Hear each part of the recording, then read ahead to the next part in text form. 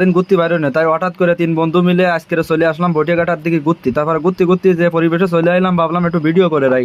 Video করতে করতে অনেক সুন্দর একটা পরিবেশে চলে এলাম। সাইড দিয়ে নদী ছিল, দেখতেও খুব সুন্দর লাগছিল। তাই ভাবলাম একটু ক্যামেরার মধ্যে যদি ধরে রাখা যায়।